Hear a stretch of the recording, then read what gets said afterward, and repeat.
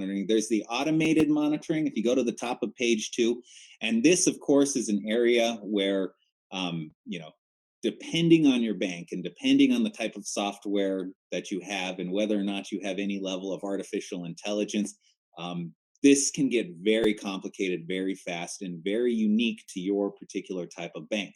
Um, there's everything from just machine generated reports and monitoring and red flagging that really isn't very smart. So there's kind of a manual element where once the red flags are tweaked, individuals have to go through and work that list. There are also very intelligent types of red flag programs that go through and they're actually looking for specific types of methodologies. And they generate fewer red flags, but the information that comes through is a lot better. So that's where you just really have to kind of break down what is your automated surveillance like if you have it. Now, if you don't have it, again, then you need to focus on your manual monitoring. Um, but not all automated monitoring is created equal. There's just any number of varying levels of complexity that you could have. The trick here, from an exam tip, is really having somebody who can describe what your system does.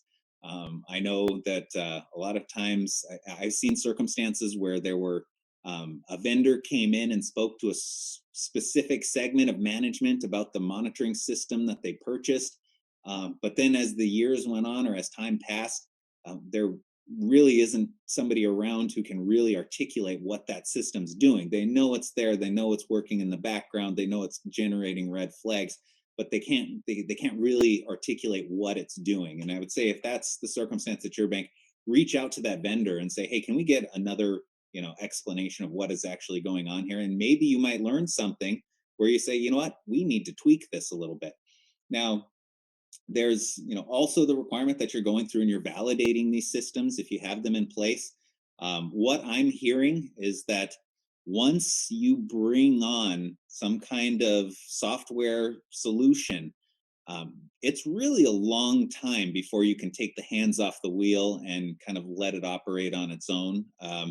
You're constantly going to be tweaking things based on your experience with the transaction activity. You need to modify your levels to make sure it's working. It takes a lot of time to really season some of these systems to make sure that they're actually doing what they're supposed to be doing, and they're not just generating busy work. A lot of times, what I see is you continue your manual monitoring while you're trying to bring your automated monitoring system up to speed so it's actually a benefit for you. So automated monitoring management sometimes likes to think that it's this magic pill that is going to make BSA just work smoothly. That's not, in my experience, how it works. You also have to have training for the people who are managing the system. You have to have the validation. They are getting better. I can say that. I don't want to poo-poo automated monitoring at all. I know some of these, especially some of these newer softwares, really do a heck of a job of going through and finding very obscure red flags, and they do a good job, but they do require some work and probably some additional training for the folks who are manning it.